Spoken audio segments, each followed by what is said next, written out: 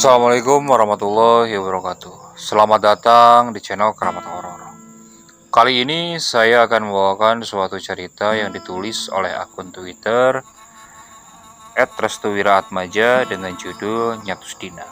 Untuk link cerita dan link penulis akan kami cantumkan di deskripsi. Silakan bagi kalian yang ingin membaca langsung ceritanya, kalian bisa klik link tersebut sekaligus kalian bisa support penulisnya. Dan jangan lupa kalian support juga channel kami dengan klik tombol subscribe-nya, oke? Nah, kita mulai saja ke ceritanya.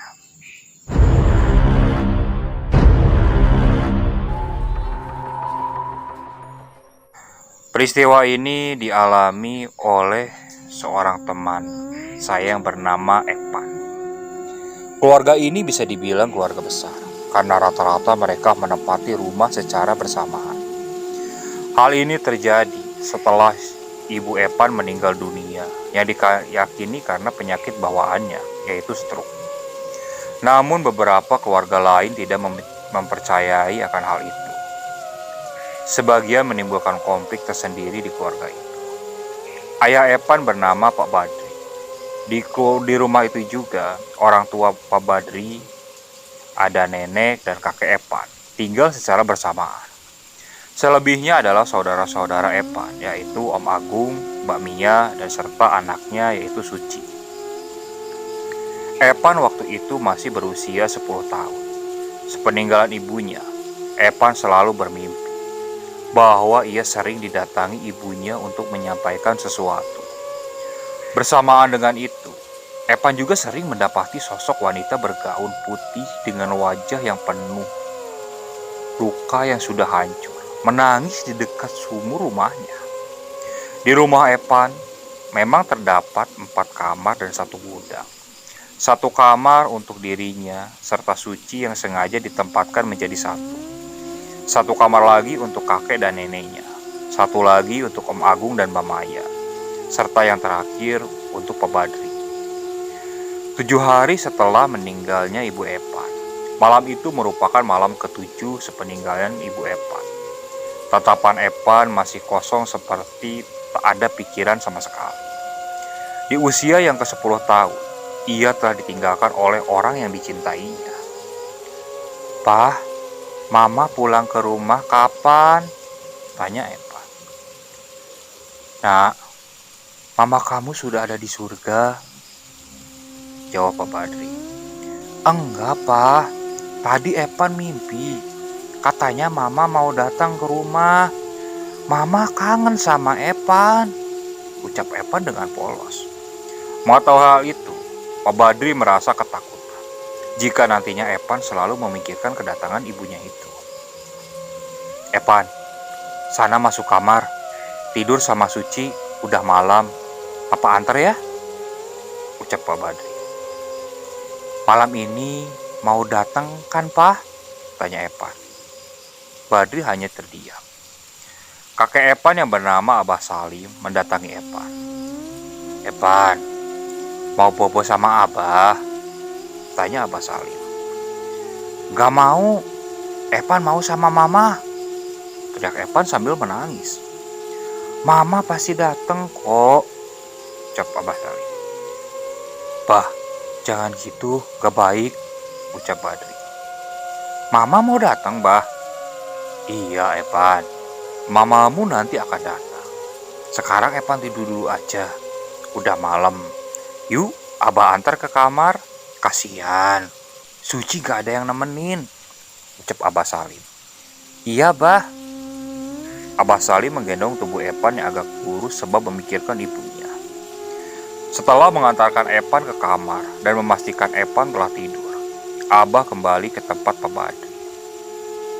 "Badri, jangan terlalu mengekang anakmu. Kasian, dia masih kecil," ucap Abah Salim. "Bah, aku gak tega ngelihat Epan masih memikirkan Rati. Aku ingin Epan ceria seperti biasa." Sebenarnya kematian Ranti masih menjadi misteri sampai sekarang. Jika dia terkena stroke, mengapa Epan selalu menceritakan kepada Abah bahwa dia sering bermimpi Ranti dengan wajah yang sudah hancur, ucap Abah. Wajah yang hancur, tanya Badri. Semestinya kita harus terus mendoakan si Ranti agar dia tenang. Tapi bah, apa betul Ranti akan datang ke rumah lagi? Mengenai hal itu, mungkin dia bisa mendatangi rumah ini, ucap Abah. Untuk apa bah? Untuk bertemu Epan. Jika memang begitu, aku yakin kedatangannya bukan hanya untuk menemui Epan, bah. Tapi ada maksud tertentu mungkin, bah, ucap Badri. Tak usah kau pikirkan, tidurlah sana. Kau juga perlu mengistirahatkan tubuh dan pikiranmu juga, jelas Abah. Siap, bah. Badri lalu pergi menuju kamarnya, yang hanya ditempati oleh dirinya. Sedangkan Abah menuju kamar Mbak Uti, istrinya. Ada apa dengan Badri, bah? Tanya Mbak Uti. Dia masih memikirkan Ranti. Aku yakin Ranti akan kembali ke rumah ini untuk menuntut balas kematiannya. Abah lalu terdiam. Tidurlah, malam ini sudah malam ketujuh kematiannya. Tak patut kita menceritakan si Ranti, jelas Abah. Mbak Uti langsung menyelimuti tubuhnya. Tampak ada beberapa ketakutan yang digambarkan dalam raut wajah Mbak Uti mengenai kematian misteri anaknya itu. Beberapa jam lagi, subuh bergema. Keluarga Abah Salim biasa bangun malam untuk mempersiapkan menuju waktu subuh. Begitu juga dengan pekerjaan rumah yang dikerjakan sebelum waktu subuh agar di pagi hari seluruh keluarga bisa berkumpul bersama tanpa ada kesibukan. Mbak Maya selalu mendapatkan tugas untuk mencuci perabotan dapur di dekat sumur. Biasanya hal ini ia lakukan bersama dengan Ranti. Tapi karena Ranti sudah tidak ada, akhirnya dia melakukan pekerjaan itu sendiri. Mbak Maya pernah bimbang akan tindakannya yang nekat untuk mencuci perabotan dapur di dekat sumur. Karena tempat itu disebut-sebut sebagai tempat yang sangat angker di bagian rumah milik Mbah Uti dan Abah. Namun karena belum ada renovasi mengenai pembuatan tempat khusus untuk mencuci perabotan dapur. Alhasil, sumur merupakan tempat yang sangat kompleks untuk dijadikan sebagai tempat mencuci. Awalnya Maya tak merasakan hal yang merinding apapun ketika dirinya berada di dekat sumur tersebut. Namun ketika dirinya mengambil air di sumur menggunakan timba, tiba-tiba airnya berubah menjadi bau amis. Bahkan warna dari air itu berwarna sedikit memerah. Maya langsung melempar timba itu ke dalam sumur. Ia mundur beberapa ke belakang karena merasa ada yang tidak beres dengan sumur itu. Sumurnya, ucap Mbak Maya. Dari dalam sumur, Maya mendengar sesuatu yang tidak biasa. Suara rintihan minta tolong sembari menangis. Suara itu lebih tepatnya mirip seperti suara Ranti. Tolong. Tidak, kamu sudah mati, teriak Maya. Secara perlahan, tiba-tiba, sosok Ranti keluar dari sumur itu dengan rambut yang menutupi wajahnya, serta seluruh tubuhnya berwarna putih pucat dan basah kuyup. Kedua tangannya menunjuk ke arah Mbak Maya yang masih mematung. Maya, tolong aku. Tidak. Tidak! Teriakan Maya itu membuat seluruh keluarga yang berada di dalam rumah langsung menuju ke arah sumur. Om Agung selaku suami dari Mbak Maya memiliki firasat buruk mengenai teriakan ini. Ia bergegas menuju ke arah sumur. Abah serta Pak Badri juga menyusul di belakang Om Agung yang duluan menuju ke arah sumur. Om Agung terkejut ketika mendapati istrinya duduk tersimpuh sambil menutup wajahnya dengan kedua tangan. Air mata Mbak Maya berceceran. Mbak Maya merasa trauma berat. Om Agung langsung memeluk tubuh istrinya itu. Ranti, dia keluar dari sumur itu, ucap Maya. Ranti, tanya Om Agung. Ia memintaku untuk menolongnya. Sudah. Kamu hanya stres ringan, jelas Om Agung. Abah dan Pak Badri mendatangi lokasi dan mendapati Agung sedang memeluk Maya. Bawa Maya ke dalam, Gung, ucap Abah. Baik, Bah. Agung membawa Maya ke dalam rumah, diikuti oleh Abah. Kini tinggal Badri sendiri yang masih menatap kosong ke arah sumur. Perlahan, Badri mendekat ke arah sumur itu. Ia mulai penasaran mengapa ia saja yang belum mendapati istrinya. Epan serta Maya sudah menyaksikan langsung Ranti di sumur itu. Mengapa hanya dia yang belum melihatnya? Badri seperti mendengar sesuatu. Suara rintihan dan tangisan minta tolong. Suaranya terdengar jelas dari dalam sumur sana. Tangannya ingin menggapai tali timba dan ingin menengok ke dalam sumur itu dengan mata telanjang. Napasnya memberat, manakala suara itu terdengar mulai sangat jelas. Dan ketika tubuhnya ingin menengok ke bawah sumur, tiba-tiba, "Badri! Badri!" teriak Abah. Badri terkejut dengan teriakan panggilan dari Abah. Hampir saja tubuhnya terjatuh. "Abah, masuk ke dalam!" teriak Abah. "Baik, Bah." Badri mengurungkan niatnya untuk melihat bagian sumur yang disebut-sebut sebagai awal rintihan tolong itu terdengar. Badri menuju ke dalam rumah atas paksaan Abah yang menunggunya sedari tadi. "Mari masuk." "Iya, Bah," ucap Badri sambil mencuri-curi pandangan ke arah sumur itu.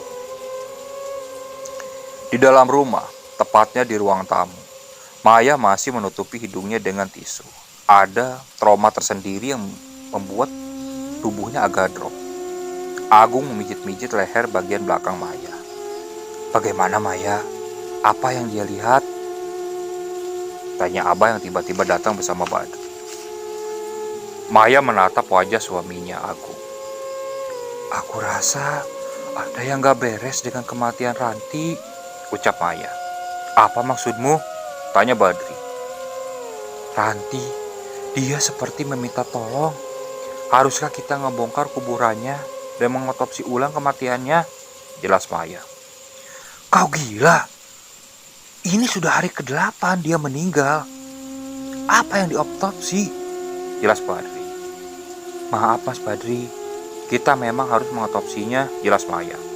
"Tidak, aku keberatan," teriak Badri. Mereka berdua terus berdebat. Agung dan Abah tak bisa berbuat apa-apa. "Tidak harus diotopsi." Mbak Uti yang melangkah menuju ruang tamu. "Mbak Uti, bagaimana kalau kita tutup sumurnya aja?" Mbak Uti pinta Mbak Uti. "Menutup sumur? Jika sumur menjadi tempat kemunculan Ranti, pasti sumur itu akan memakan korban. Sebelum itu terjadi, kita harus menutupnya terlebih dahulu," pinta Mbak Uti. Gak bisa. Aku gak setuju sumur itu ditutup sebelum kematian Ranti. Atau semuanya ini terpecahkan. Jangan tutup sumur itu. Jangan gegabah, teriak Mbak Uti. Lirik Abah. "Maafkan aku. Aku hanya meminta sumur itu untuk ditutup sebelum hari ke-100 kematiannya," ucap Mbak Uti. "Hari ke-100? Ada apa dengan hari itu?" Tidak apa-apa. Aku hanya khawatir dia benar-benar datang dan menampakkan diri ke hadapan Epan dan Suci. Prioritas kita sekarang adalah melindungi anak-anak kecil di rumah ini. Jauhkan mereka berdua dari sumur itu, ucap Mbak Uti. Atas penjelasan Mbak Uti, semua yang ada di tempat itu menjadi paham alasan permintaan sumur itu ditutup sebelum hari ke-100 kematian Ranti. Karena keputusannya sudah bulat.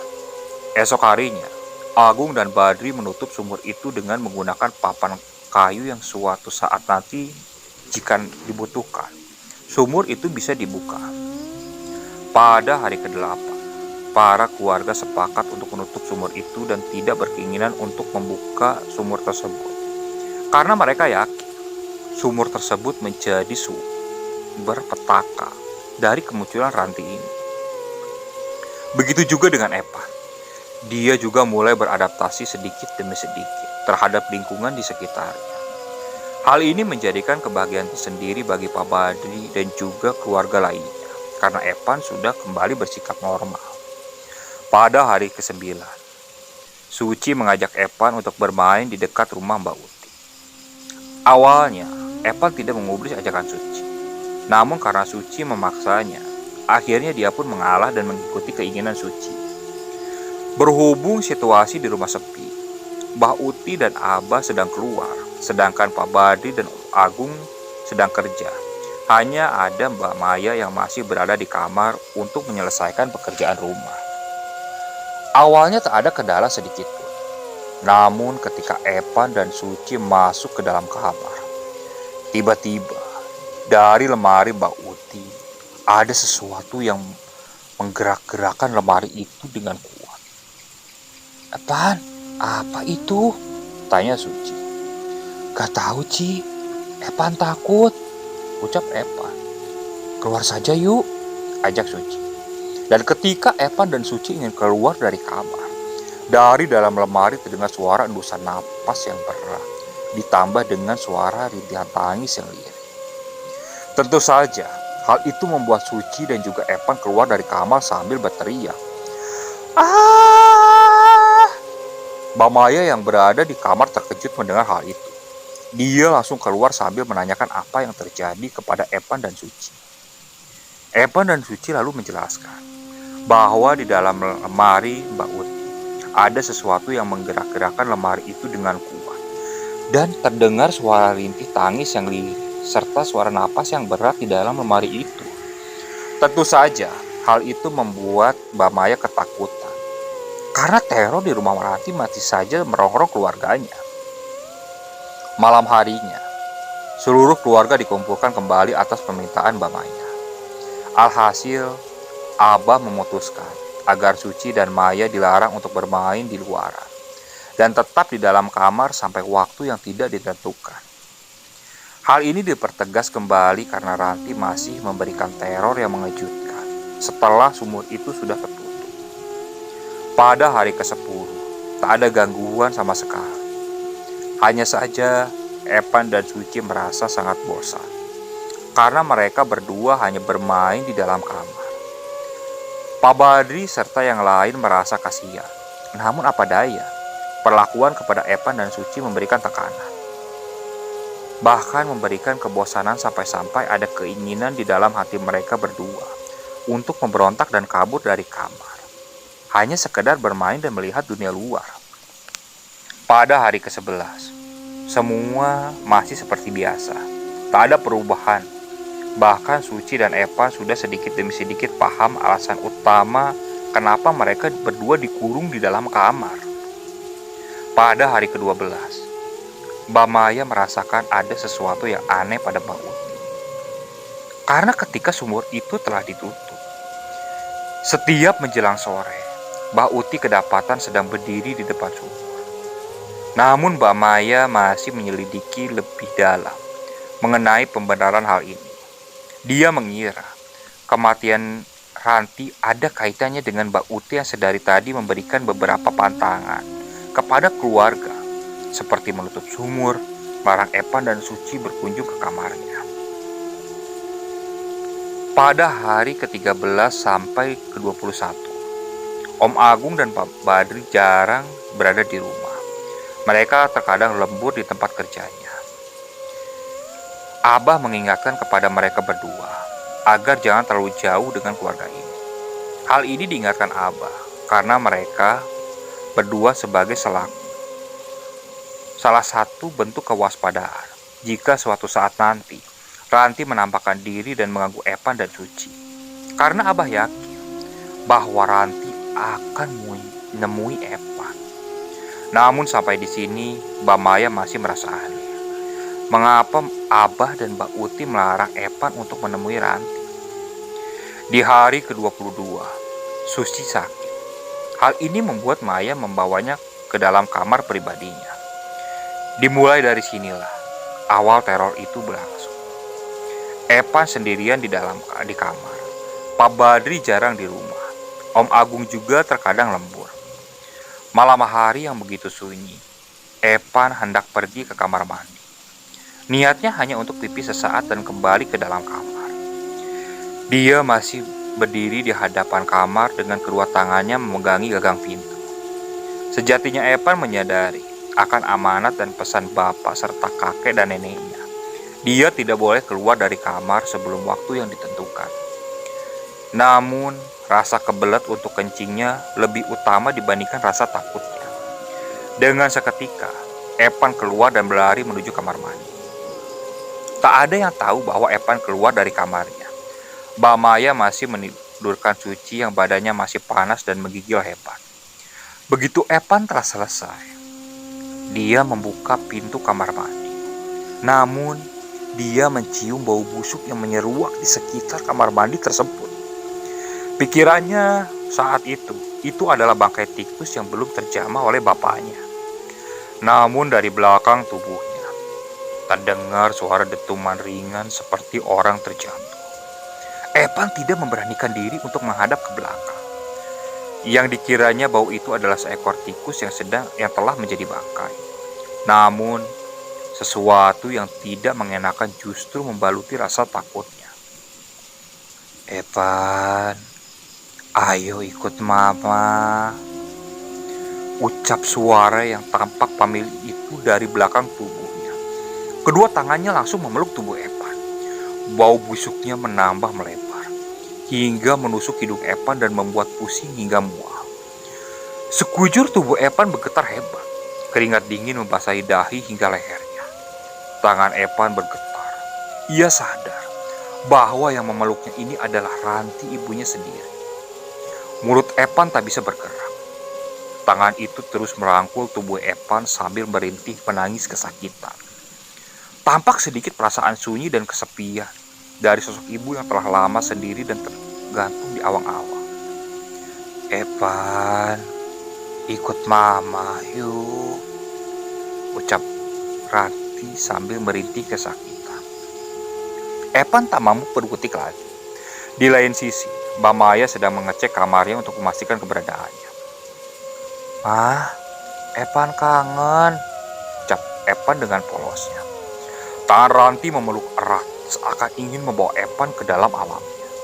Namun Evan juga menyadari bahwa alam dirinya serta ibunya telah berbeda. Mbak Maya semakin tidak tenang. Dia berteriak ke sana kemari untuk mencari Evan. Evan sadar Mbak Maya sedang mencarinya. Dia pun sedikit melangkahkan kaki dengan terpaksa. Evan masuk kamar dulu ya, tanya Evan dengan kedua matanya yang berderai air mata. Evan memaksakan tubuhnya untuk melaju ke depan. Namun pegangan erat kedua tangan Ranti kini memaksa pergerakan Evan. Kamu gak boleh pergi ke kamar, ucap Ranti. Perasaan Evan kini semakin takut. Dia tak mampu lagi menahan emosi terbendamnya untuk segera kabur dari cengkeraman ibunya. Evan mau tidur, jawab Evan sambil menangis. Gak boleh. Evan ngantuk. Gak boleh. Jangan paksa Evan, teriak Evan. Tentu saja teriakan itu membuat Mamaya mencari arah sumber suara yang ternyata berasal dari kamar mandi. Evan! Mamaya langsung berlari ke arah kamar mandi. Dan ternyata Evan sudah pingsan di sana. Evan! Astagfirullah! Bersama dengan itu, Mbak Maya mendengar suara cekikan tawa yang kencang dari arah sumur. Ranti? Mbak Maya langsung mengangkat tubuh Evan menuju kamar. Suara cekikan itu terus saja menerus bergema di seluruh rumah. Mbak Maya segera meletakkan Evan di kasur dan menuju kamarnya untuk mengangkat tubuh Suci agar dipindahkan ke kamar Evan. Lalu dia bisa menjaga Evan dan juga Suci. Tubuh Evan memucat. Kedua tangannya bergerak-gerak ke kanan dan kiri. Sepertinya Ranti telah melakukan sesuatu kepada Evan. Evan kenapa? Tangis Mamaya. Suara itu belum juga menghilang, seperti Ranti belum kapok untuk menculik Evan. Tiba-tiba kamarnya digedor paksa oleh sesuatu. Bunyi gedoran itu membuat Mamaya terkejut. Mamaya yang wajahnya pucat pasir melangkah perlahan menuju arah pintu. Kedua matanya sedikit sebab karena melihat keadaan Evan yang sangat memprihatinkan. Namun, Begitu ia melangkahkan kaki ke arah pintu, tiba-tiba di bawah kasur tempat Evan dan Suci tertidur, ada sebuah tangan yang menangkap langkah kakinya. Hal itu membuat Mbak Maya langsung terjatuh dan tersungkur. Bahkan dahinya terbentur dengan lantai. Mbak Maya yang belum sadar akan benda apa yang menariknya. Namun dia tak sadar bahwa ternyata sosok Ranti sudah berdiri tegak di belakangnya dengan tangan menjuntai, mirip ranting pohon yang sudah mati. Mbak Maya masih mengusap-ngusap dahinya. Dia pun mulai bangkit dan melanjutkan langkah kakinya. Namun, indera penciumannya kini kabur karena ia mencium bau busuk yang berada di sekitar kamarnya. Maya, jangan ganggu anakku, ucap Ranti yang lirih. Bulu kuduk Maya langsung berdiri. Kedua tangan dan kaki Maya gemetar. Napasnya menjadi cepat. Mata Maya langsung melongo ke arah pintu. Sejak kapan sosok Ranti berada di kamarnya? Ucap Maya dalam hati.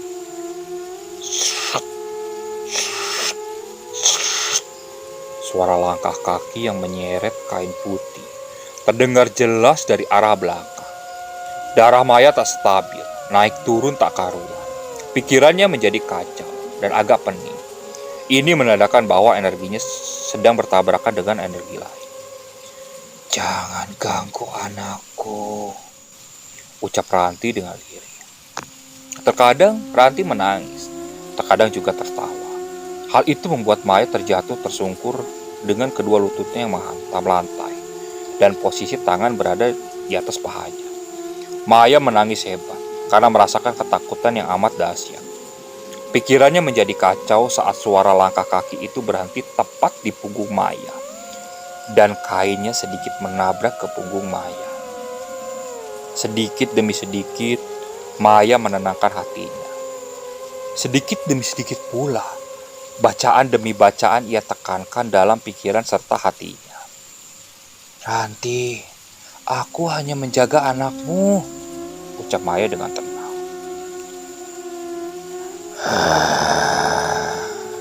Tampak jelas ekspresi dari jawaban Ranti yang sedikit tidak terima akan argumen yang telah disampaikan oleh Maya. Aku hanya melindungi anakmu dari cengkeramanmu. Tolong, kamu sudah beda alam. Jangan pernah ganggu keluarga kami lagi. Ranti tidak menjawab.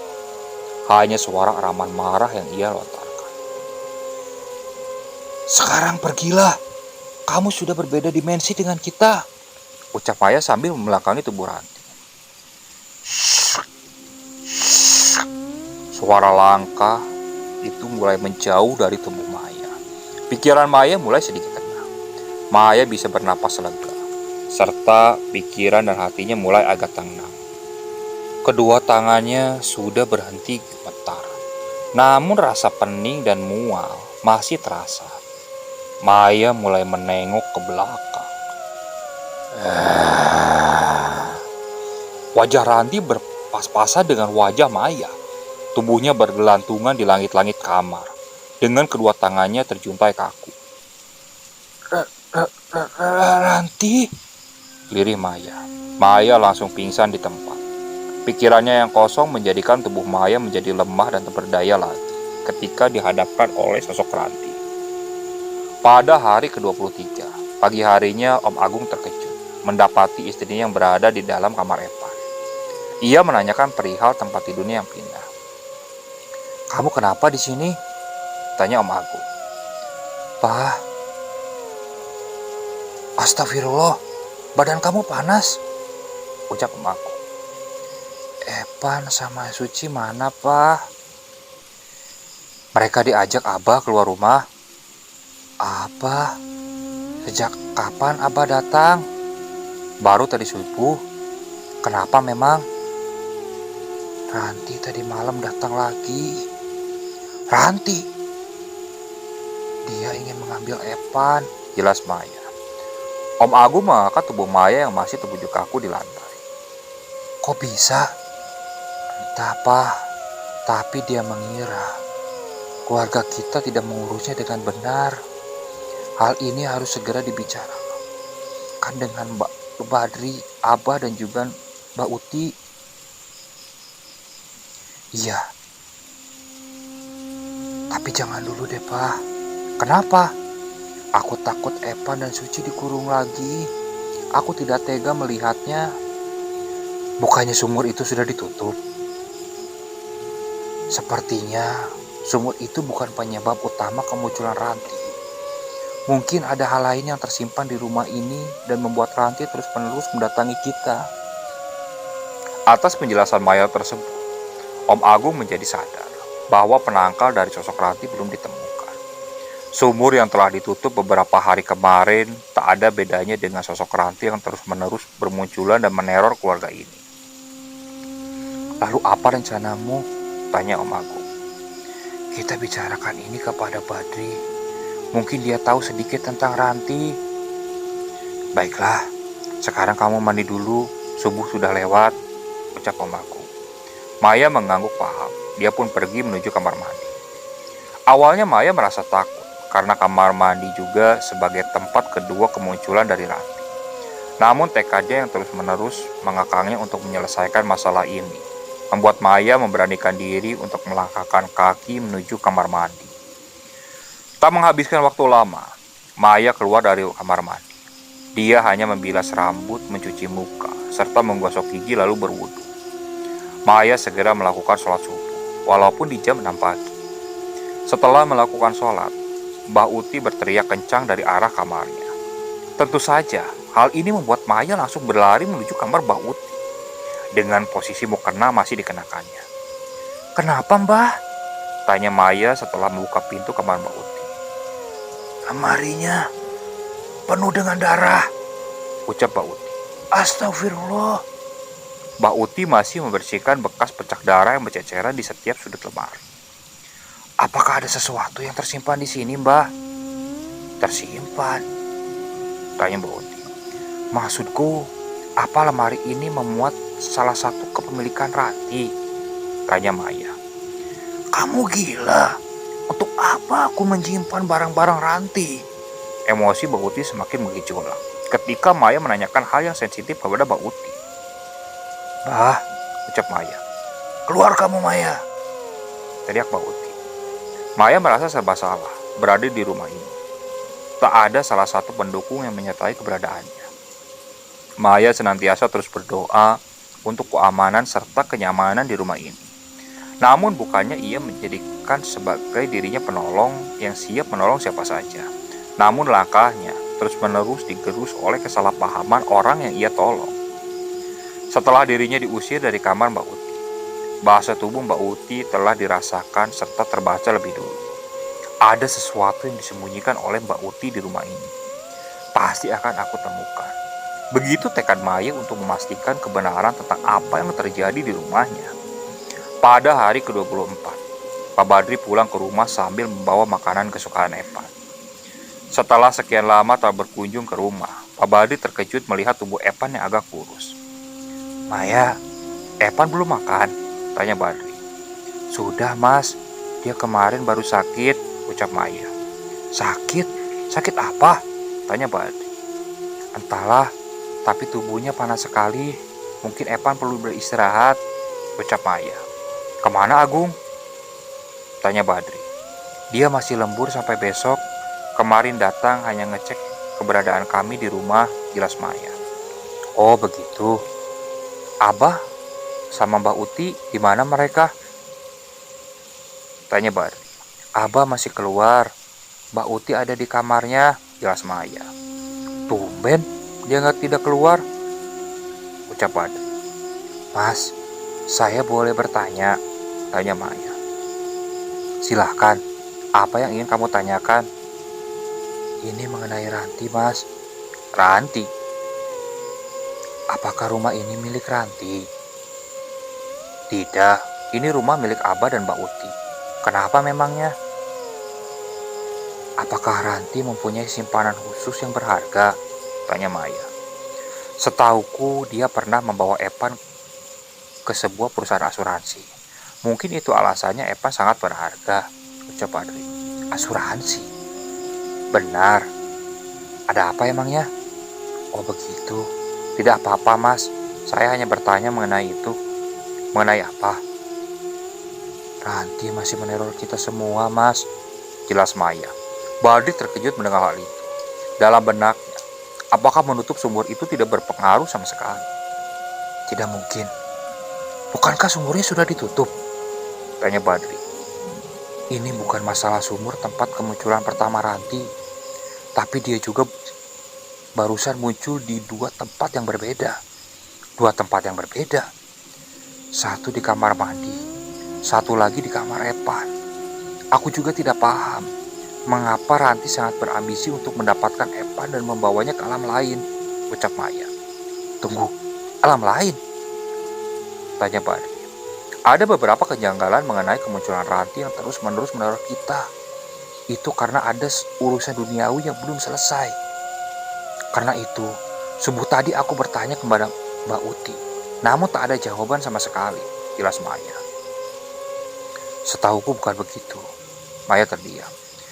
Jika memang Ranti meneror kita semua karena alasan seperti itu dan berambisi untuk membawa Epan, kemungkinan apa yang dipikirkan oleh Mbak Uti adalah mengenai satu hal.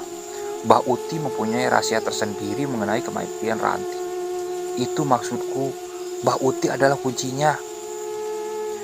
Nanti aku coba hubungkan kepada Mbak Uti dan yang lainnya. Sekarang aku ingin istirahat bersama Epan. Tolong jangan bocorkan ini dulu. Kita perlu mengorek lebih dalam apa saja yang disembunyikan oleh Mbak Uti. Kamu mengerti kan Maya? Iya mas, jawab Maya. Pada hari ke-25, tepat di malam Jumat, seluruh keluarga berkumpul di ruang tamu untuk membahas mengenai kejadian kemunculan Ranti. Tentu saja, topik ini menjadi pembahasan yang sangat hangat. Maya, apa yang kamu lihat di kejadian kemarin? Tanya Badri. Ranti ingin mengambil Epan. Dia muncul tepat di kamar mandi dan di kamar Epan. Aku melihat ada sisi kemarahan di dalam dirinya Ranti hingga saat ini, jelas Maya. Mbak Uti hanya menyimak penjelasan dari Maya. Begitu juga dengan Abah. Keduanya tampak membisu ketika Maya menjelaskan mengenai kemunculan Ranti yang menjadi sebuah momok menakutkan di rumahnya. Aku hanya perlu mengetahui ketika kematian Ranti, Mbak Uti dan Abah Salim adalah orang pertama yang menemukannya. Sedangkan aku dan Mas Agung serta Mas Badri berada di luaran. Apa penyebab utama kematian Ranti? Tanya Maya. Mbak Uti berdehem. Dia tampak serius menjawab pertanyaan Maya. Kau tahu, Ranti meninggal karena penyakit bawaannya stroke, jelas Mbak Uti. Tapi mengapa wajahnya sangat hancur berantakan?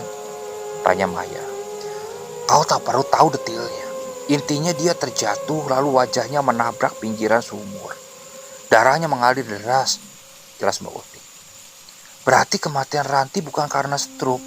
Tanya Maya. Mengapa kalian mendapatkan kematian Ranti? Jawab Abah. Aku hanya... Tutup mulutmu Maya. Kamu telah merendahkan Mbak Uti yang sebagai mertuamu sendiri, ucap Abah. Merendahkan? Mah, sudahlah, ucap aku. Tunggu Pak, aku ingin mengetahui argumen dari Mbak Uti dan Abah. Setelah itu aku akan diam. Apa maksudnya merendahkan? Tanya Maya. Kamu itu benar mantu yang kurang ajar, ucap Mbak Uti. Bah, Maya hanya... Kamu salah memilih istri Agung. Dada Maya seperti tertusuk puluhan pisau dan seketika raut wajah Maya berubah menjadi merah dan penuh amarah. Maksud Mbah, aku ini istri kurang ajar? Tanya Maya. Sudah, kita tak perlu berulang-ulang membuat keributan yang sama. Tolong, jelaskan Mbah mengenai kematian Ranti. Badri berhasil menenangkan keadaan. Tampaknya Mbak Uti sudah tidak ada rasa nyaman dengan kelakuan buruk Maya, baik terhadapnya maupun terhadap Abah. Aku akan menjelaskan mengenai Nyatus Dina. Apa kau tahu tentang Nyatus Dina? Tanya Abah. Maksudnya 100 hari setelah kematian Ranti? Tanya Badri. Bukan, akan tetapi sebelum Ranti meninggal, dia bergumam, aku akan membuktikannya di hari ke-100. Begitu kira-kiranya, jelas apa? Musyawarah keluarga berada di puncak ketika Agung mengumpulkan pendapat. Itu artinya Ranti akan menunjukkan keberadaannya dari misteri kematiannya, tanya Agung. Memang aneh, tak ada satupun keluarga yang mengetahui dengan jelas kematian Ranti saat itu. Mbak Uti dan Abah berpendapat bahwa mereka berdua menemui Ranti dengan keadaan tewas dengan wajah berlumuran darah dan mengenai penyakitnya itu stroke. Hal ini diperkuat karena seluruh otot Ranti saat itu mengeras. Antara satu dan yang lainnya menjadi saling tuduh. Maya menuduh bahwa di balik semua ini terdapat peran Mbak Uti dan Abah yang menginginkan harta gonogini kemilikan Epan. Namun Mbak Uti dan Abah menuduh Agung karena hanya Agunglah yang jarang di rumah dan sering lembur kerja dengan dasar sebagian pelarian dari kesalahannya. Agung menuduh Badri karena hanya Badrilah yang terdekat dengan Ranti, yaitu suaminya yang menginginkan seluruh aset yang dimiliki oleh Ranti. Tak jauh berbeda dengan tuduhan Maya kepada Mbak Uti dan Mbak Salim. "Mengapa kalian jadi saling menuduh?" ucap Badri. "Jika yang dikatakan Mbak Uti benar, aku jamin Mbak Utilah di balik semua kejadian ini," ucap Maya. "Kurang ajar, berani sekali kamu menuduh mertuamu sendiri," jelas Mbak Uti. "Jika bukan, mengapa lemarinya penuh darah? Bukankah itu hal yang aneh?" tanya Maya. "Darah?" tanya Abah. "Subuh kemarin, Mbak Uti berteriak kencang dan mendapati lemarinya penuh dengan darah. Aku yakin ada sesuatu yang aneh dengan lemari itu." Mbak Uti langsung masuk ke dalam kamar untuk mengambil sesuatu. Langkah Mbak Uti seperti langkah orang yang kesal karena selalu dituduh dengan tuduhan yang tidak ada faktanya. "Lihatlah, aku menemukan ini di lemariku," ucap Mbak Uti sambil menunjukkan gelang emas milik Ranti. "Gelang siapa itu, Mbah?" "Mana aku tahu. Tapi aku yakin ada sesuatu di balik gelang ini." Mbak Uti coba menjelaskan mengenai gelang itu secara detail. Karena menurutnya, gelang itu tak lain merupakan milik dari Ranti yang selalu ia gunakan. "Aku akan memanggil seseorang untuk menyelesaikan semua ini. Aku harap orang yang kumaksud adalah benar-benar bisa membantu keraguan kita semua," jelas Badri. Semua keluarga sepakat untuk mengikrarkan satu sama lain terhadap orang yang dimaksud Badri itu. Pada hari ke-26, Badri dan Agung mengunjungi suatu tempat yang diyakini sebagai tempat untuk menyelesaikan masalah ini. Tempat itu lumayan jauh dari rumahnya dan akses perjalanan yang kurang memadai membuat Agung dan Badri harus sabar dalam menghadapi hal ini. Sebut saja orang yang ditemui olehnya itu bernama Mbah Wanto. Badri sendiri mengenal Mbah Wanto karena namanya cukup tersohor dalam menghadapi segala permasalahan yang berbau hal gaib. Badri menyerahkan gelang yang diyakini milik istrinya, Ranti, yang telah meninggal dunia itu. Namun apa yang terjadi? Mbah Wanto mengatakan, "Gelang ini bukan milik istrimu," jelasnya. "Maksudnya, Bah?" tanya Badri. "Ini adalah milik orang lain," jelas Bah. "Maksudnya, Bah?" tanya Badri. "Jiwa istrimu yang telah meninggal dipermainkan oleh orang lain. Orang itu tidak menyukai keluargamu karena beberapa hal. Kemungkinan karena iri dan dengki, atau karena ada dendam yang belum terbalaskan," jelas Pak Wanto. "Lalu bagaimana untuk menyelesaikan semua ini, Mbah?" tanya Badri. "Bakar semua barang-barang istrimu di tempat yang berdekatan dengan awal ditemukan jasadnya. Lalu tunggu di hari 40 dan hari ke-100. Karena hari itulah dia akan menampakkan dirinya kembali," jelas Mbah Wanto. "Baik, Bah. Satu lagi, perhatikan anak-anak kalian, karena yang diincar selanjutnya adalah anak-anak kalian." Agung dan Badri mengaku paham.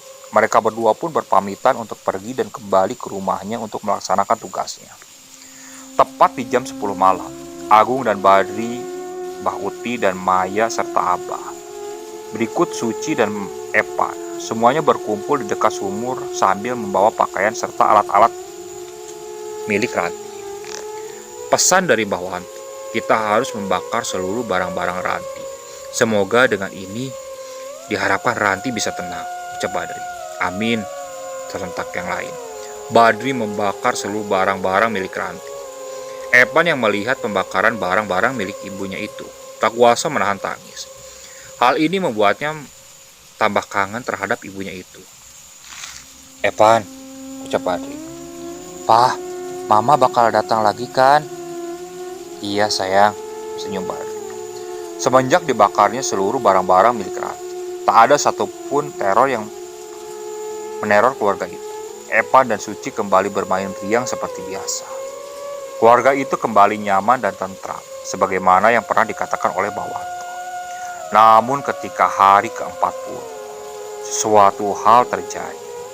Tepat di tengah malam, di dekat sumur, terdengar suara rintihan tangis meminta tolong. Suara itu terdengar oleh seluruh anggota keluarga. Alhasil, seluruh anggota keluarga mendatangi tempat itu. "Pah, itu Mama," ucap Evan sambil menunjuk tangannya ke arah sumur. Terlihat seorang wanita sedang terduduk membelakangi mereka sambil menangis. Maya langsung menutup mata Evan dan Suci, agar keduanya tidak terngiang-ngiang di dalam tidurnya. Badri secara perlahan mendekati sosok yang diyakini adalah Ranti. Ia berucap, "Mah, udah pulang. Di sini Evan baik-baik saja kok," ucap Badri. Tangis Ranti berhenti, berganti menjadi tawa yang menakutkan. "Badri, mundur!" teriak Mbak Uti. "Yang membunuh tubuhku akan aku bunuh," ucap Ranti sambil tertawa. Badri langsung mundur dan menyuruh seluruh keluarganya untuk masuk ke rumah. "Itu bukan Mama, Pak," ucap Evan. "Mama gak mungkin ngomong pakai bahasa Jawa," jelas Evan. Badri hanya terdiam. "Badri, sebaiknya esok kita kunjungi Mbak Wanto lagi," ucap aku. Suara tawa disertai cekikikan Ranti tambah kencang. "Bawa semua anak-anakmu masuk ke dalam kamar." "Maya mana?" tanya Badri. "Maya." Satu keluarga terkejut akan hilangnya Maya yang secara tiba-tiba. Kemudian dari arah kamar muncul suara Rama. Suara itu tak lain dan tak bukan adalah suara dari Maya yang sedang kesurupan. "Maya!" teriak Agung. Maya keluar dari arah pintu depan. Agung mengejarnya. Suci yang mengetahui orang tuanya sedang kacau hanya bisa menangis. "Bah, tolong jaga anak-anak," ucap Badri. Badri menyusul Agung yang sedang mengejar Maya. Maya berlari menuju makam tempat Ranti dikuburkan.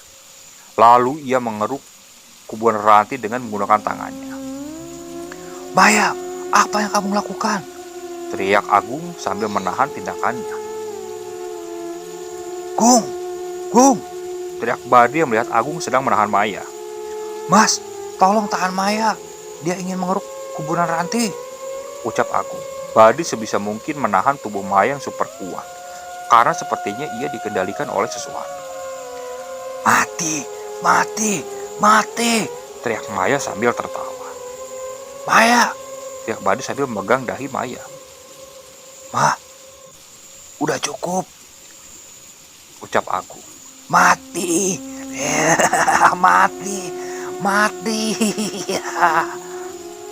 Bersama dengan itu, Evan mengunjungi sumur. Dia masih mendapati pembakaran barang-barang ibunya. Entah apa yang dipikirkannya. Evan memberanikan diri untuk membuka tutup sumur yang terbuat dari papan kayu. "Mah, Mama yang tenang ya," ucap Evan sambil mendorong tutup pintu itu.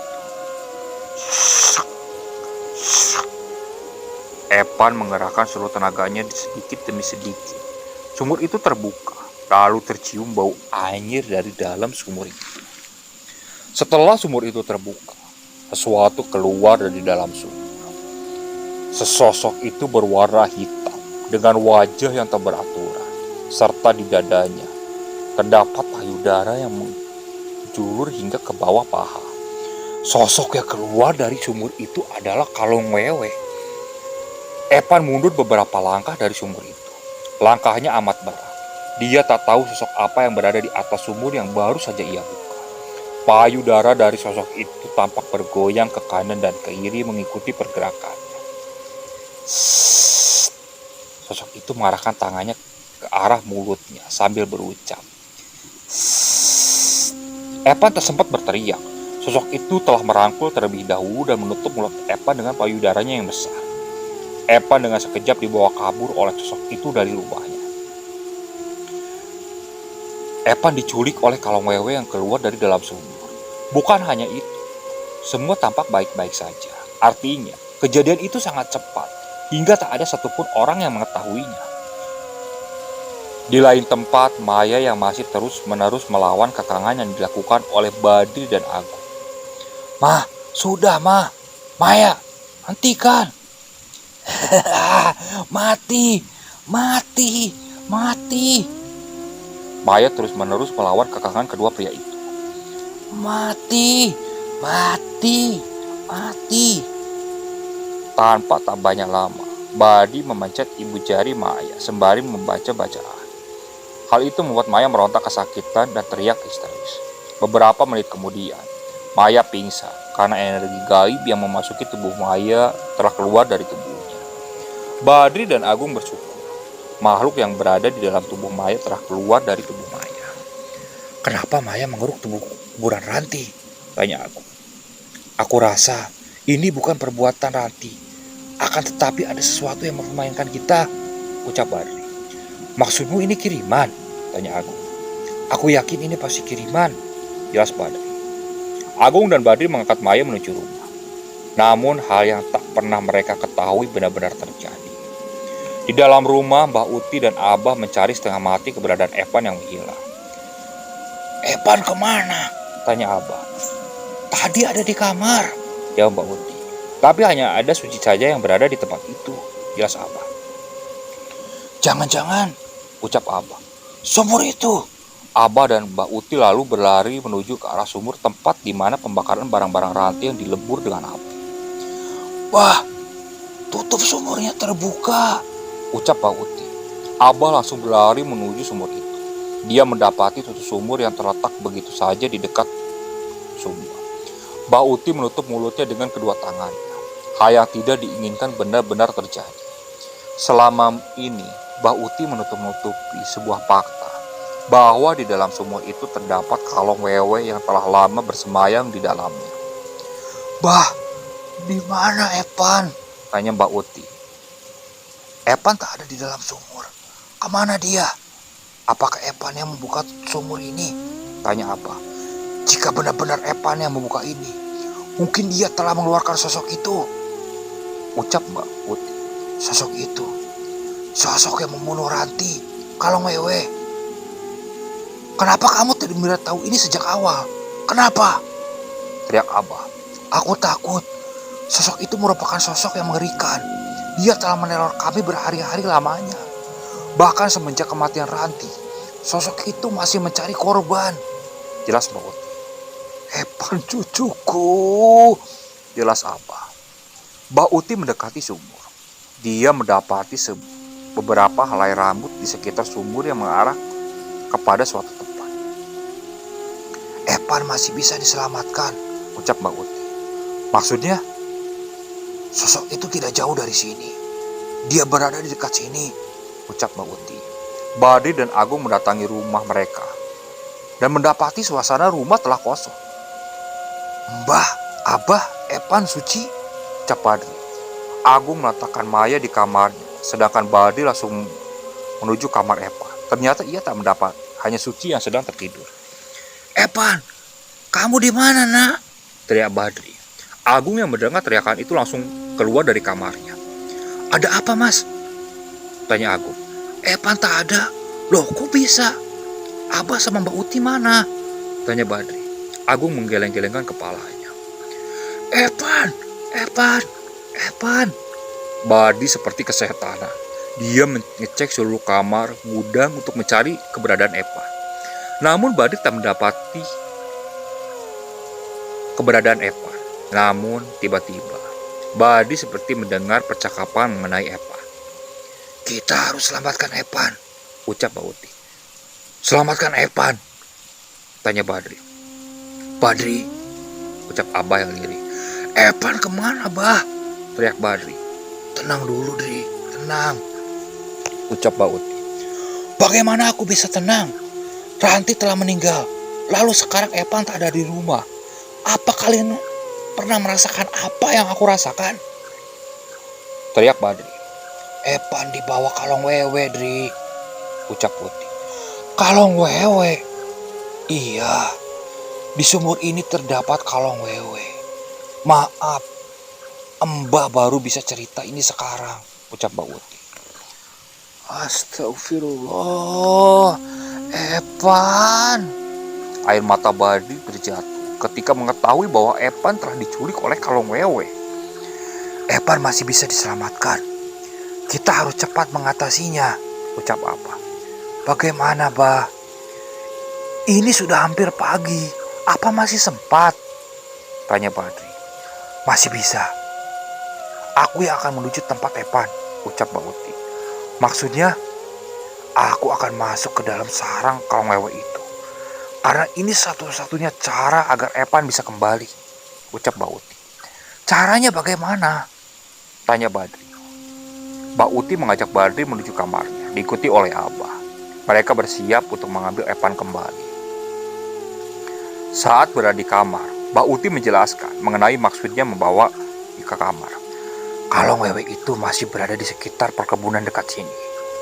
Kalian berdua ajaklah seluruh warga untuk menabung perlengkapan dapur sedari memanggil nama Epan, ucap Mbak Uti. Agung mana? Tanya Mbak Uti. Ia sedang menjaga istrinya, Suci dan Suci, ucap Badri. Bagus, Agung bertugas menjaga rumah ini, ucap Mbak Uti. Lalu apa tugas Mbak Uti? Tanya Badri. Aku akan menuju ke tempatnya lewat perjalanan batin. Aku akan bertelanjang di hadapannya. Bertelanjang? Tanya Badri. Iya, dengan kalian yang menabuh tabuhan itu. Aku akan bertelanjang di hadapan kalong wewe itu. Sebelum waktunya Epan dimandikan atau diberi makan oleh kalong wewe itu. Kita harus secepatnya untuk menyelamatkan Epan, jelas Mbak Uti. Dengan begitu, Epan akan selamat, tambah Mbak Uti. Apakah benar Epan akan selamat, Bah? Tanya Badri memastikan. Perkiraan ada 3 kemungkinan. Pertama, Epan akan mati. Kedua, jika dia selamat, dia akan membisu. Hal ini disebabkan Epan memakan makanan yang diberikan oleh kalong wewe itu. Dan ketiga, Epan akan sakit dengan waktu yang lama, ucap Mbak Uti. Astagfirullah. Kita harus bergerak cepat. Sekarang sebelum Epan dimandikan dan diberi makan, ucap Mbak Uti. Abah dan Badri keluar rumah untuk mengerahkan warga agar membantunya menemukan Epan. Sedangkan Mbak Uti, tugasnya berat. Dia harus melakukan perjalanan batin menuju tempat kalong wewe itu. Perjalanan batin yang sangat berbahaya jika gagal. Resikonya juga adalah kematian. Pada hari ke-41, pukul 1 pagi, Badri serta Abah mengarahkan warga untuk membawa perlengkapan dapur mengelilingi kampung serta perkebunan yang berada di dekat rumahnya. Sedangkan Mbak Uti, ia telah siap melakukan perjalanan batin. Jiwanya telah keluar dari raganya.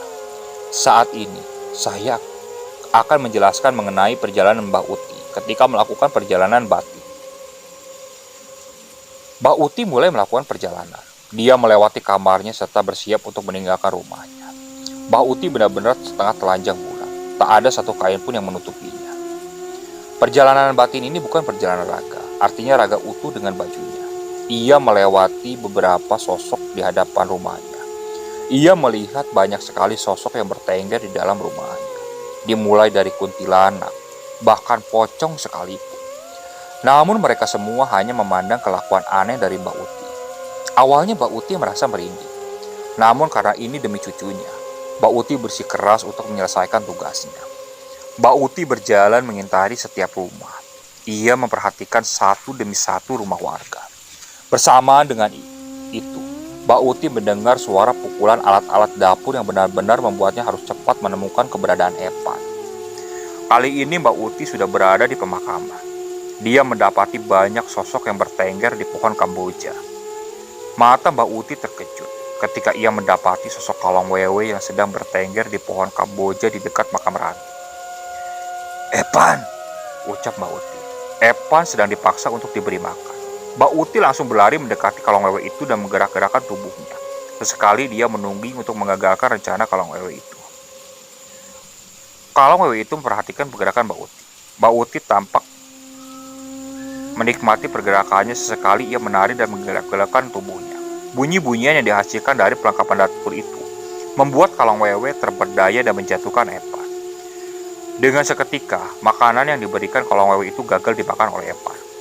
Mbak Uti langsung membawa tubuh Epan yang merupakan jiwanya menuju ke rumahnya. Dia menghindari pergerakan dari Kalong Wewe itu yang terus saja mengejarnya. Beberapa sosok yang mendapati pergerakan Mbak Uti menjadi lebih penasaran. Bahkan sosok yang turun dari tempat asalnya. Mereka yang bertengger di pohon kamboja secara satu persatu mulai menurut tepatnya dan mendekati Mbak Uti. Jangan mendekat, ucap Mbak Uti sambil mengangkat Epan. Tubuh Epan sudah basah kuyup. Itu artinya Epan sudah diajak jalan-jalan berkeliling kampung dan dimandikan di sungai.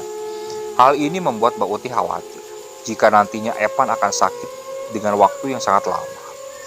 Mbak Uti langsung menggendong tubuh Epan dengan langkah yang sedikit berlari untuk mempercepat atau membawa jiwa Epan menuju rumah dan kembali lagi ke dalam rumahnya. Tabuhan-tabuhan yang disebabkan oleh perlengkapan dapur itu terus saja bergema. Mbak Uti bersyukur Badri dan Abah menjalankan tugasnya dengan baik.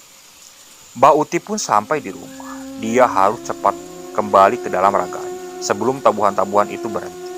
Karena jika tabuhan itu berhenti, Kalong Wewe itu akan menuju ke tempatnya dengan cepat.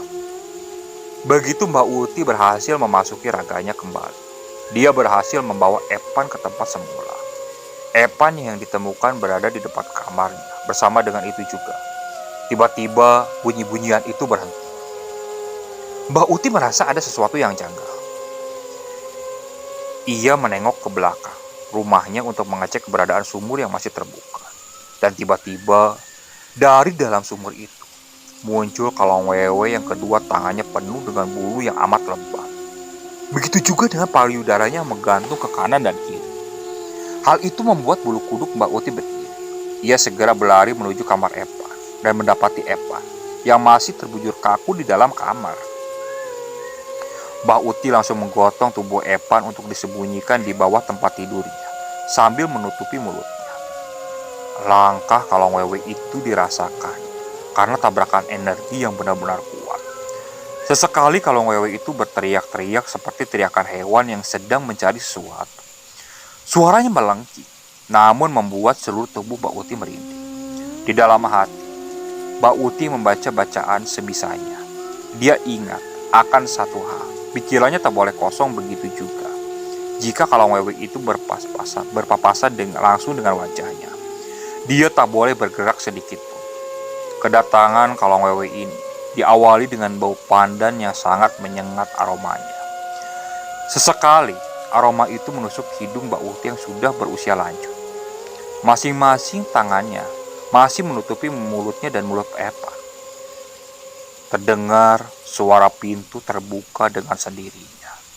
Mbak Uti mulai merasakan energi yang kuat yang masuk ke dalam kamar Epan. Mbak Uti melihat dengan mata kepalanya sendiri. Tubuh dari Kalong Wewe itu sangat besar, dengan kaki yang penuh bulu dan berwarna hitam seperti kaki serigala. Kalong Wewe itu terus-menerus mengeluarkan suara dengan maksud agar Mbak Uti keluar dari tempat persembunyiannya. Tak disadari oleh Mbak Uti, wajah dari Kalong Wewe itu telah berada di hadapannya. Mbak Uti terkejut. Keringat dinginnya berceceran. Antara rasa takut dan ingin berteriak, ia tahan sekuat-kuatnya. Mbak Uti setengah mati berhadapan dengan sosok Kalong Wewe itu. Wajah Kalong Wewe itu menyentuh wajah Mbak Uti. Lidahnya menculur panjang, dan kedua tangannya mulai memegangi tubuh Epan. Kalong Wewe itu mulai menarik perlahan tubuh Epan. Namun Mbak Uti menahannya agar Epan tak diculik lagi oleh Kalong Wewe itu. Wajah Kalong Wewe itu menggeram seperti orang yang sedang marah. Ekspresinya seketika berubah. Kedua tangannya menarik tubuh Epan kembali. Namun Mbak Uti masih menahan kembali tubuh Epan. Beberapa kali mereka saling menarik tubuh Epan yang sudah melemah. Puncaknya ketika Kalong Wewe itu menarik dengan sekuat tenaga. Namun oleh Mbak Uti, tubuh Epan masih bisa ditahan. dan Kalong Wewe itu gagal menarik tubuh Epan. Karena sudah cukup kesal, kebersamaan dengan itu suara ayam berkokok terdengar. Kalong Wewe itu mundur secara perlahan sambil menatap kesal ke arah Mbak Uti.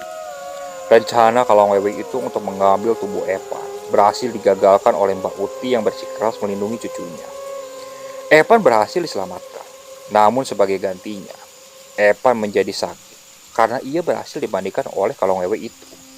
Tubuhnya panas dan bibirnya yang sudah sangat pucat. Mbak Uti menangis sejadi-jadi ketika mendapati cucunya menjadi korban penculikan dari Kalong Wewe itu. Mbak Uti benar-benar payah terhadap dirinya karena tak mampu menjaga cucunya sehingga menjadi rongan Kalong Wewe itu. Selepas kejadian itu, Badri dan Abah masuk ke dalam rumah. Dia mendapati Mbak Uti sedang duduk lesu di ruang tamu. Agung saat itu sudah tertidur karena menjaga istri serta anaknya. "Apa yang membuatmu sedih, Mbah?" tanya Badri. Mbak Uti terdiam.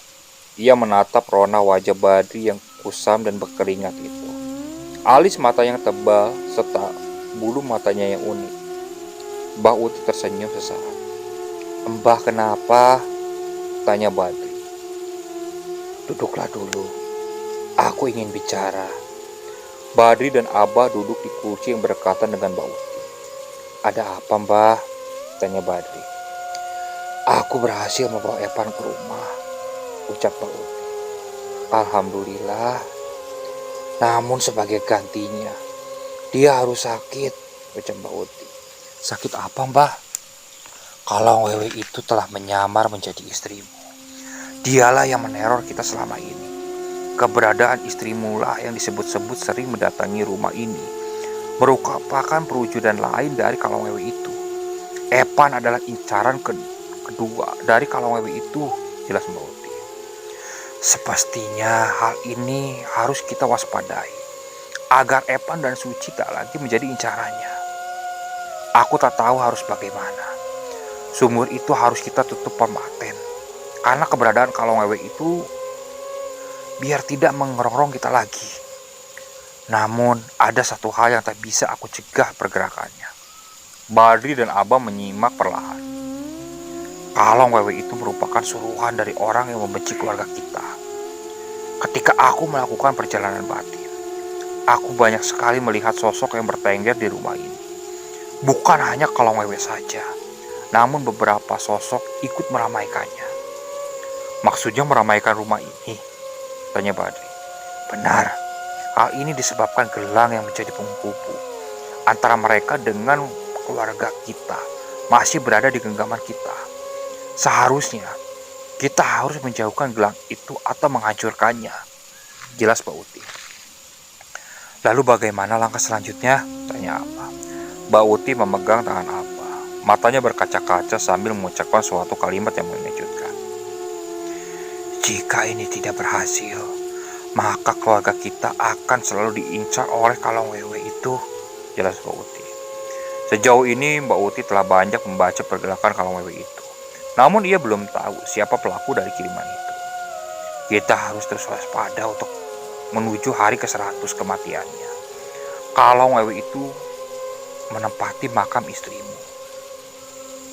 Jadi kita tidak bisa mengusirnya, ucap Mbak Uti. "Bah, apapun caranya, aku akan lakukan. Tidak ada cara lain selain menemukan pelaku di balik semua ini. Entah siapapun pelakunya, aku yakin dia telah merekam jejak perjalanan keluarga ini," ucap Mbak Uti. "Itu artinya orang itu telah mengetahui banyak hal tentang keluarga kita," tanya Badri. "Benar. Karena itu aku tak bisa merespon lebih dalam terhadap perjalanan batinku.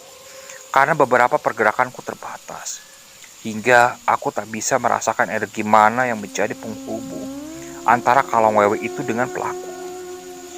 Memang aneh, kita semua telah tertipu oleh pergerakan pelaku.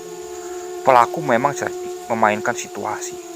Dia selalu menyerang orang-orang yang memiliki emosi yang tinggi dan labil," ucap Mbak Uti.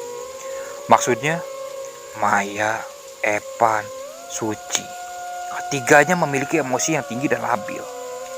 Jika Kalong Wewe itu menyamar menjadi istri, Berarti selama ini kita diteror oleh sosok itu. Apakah ada kemungkinan Ranti akan mendatangi rumah ini? Tanya Badri. Kemungkinan dia akan datang. Tapi aku tak bisa memprediksi lebih jauh tentang itu. Jelas Mbak Uti. Jika begitu, tugas kita adalah menjaga Maya, Suci, dan Epan. Lalu kita harus membuang jauh gelang itu dan menghancurkannya. Apakah itu benar? Tanya Badri. Mbak Uti mengangguk pelan. Abah yang serta diam mulai angkat bicara. Aku mulai curiga dengan tukang sapu itu. Tukang sapu? Siapa dia? Tanya Mbak Uti.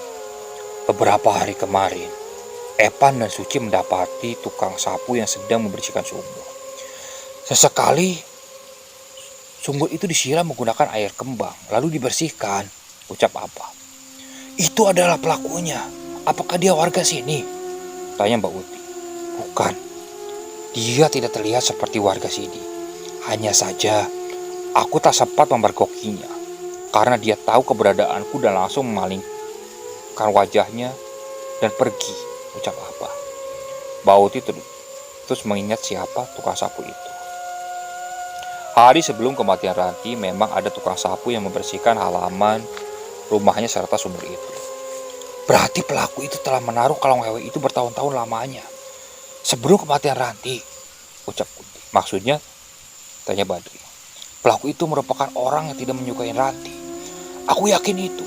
Jika memang prediksiku benar, dia akan datang di hari ke-100 kematian Ranti, ucap Uti. Memang harus ke-100 hari? Tanya Badri. Karena di hari itu, tubuh Ranti akan kembali ke alamnya.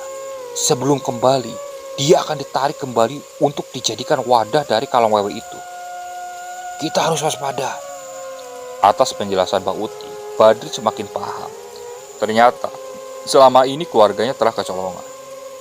Ingat, jaga Suci, Maya serta Epan, hingga hari ke-100. Jangan pernah kecolongan lagi.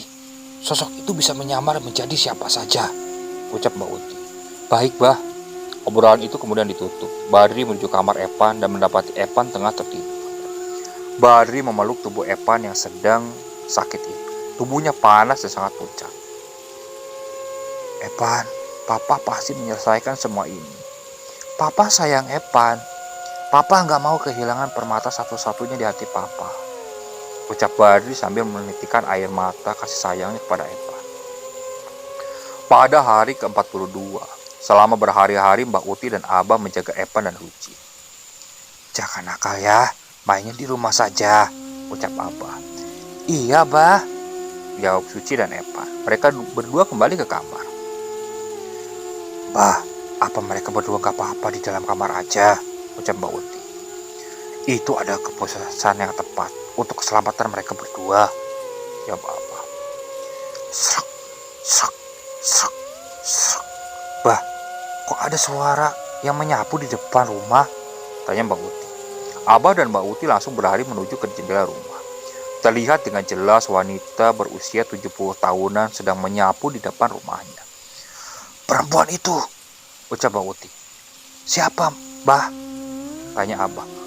Wanita penyembah setan, jelas Mbak Uti. Wanita itu menengok ke arah jendela rumah dan mendapati Mbak Uti serta Abah sedang memergokinya.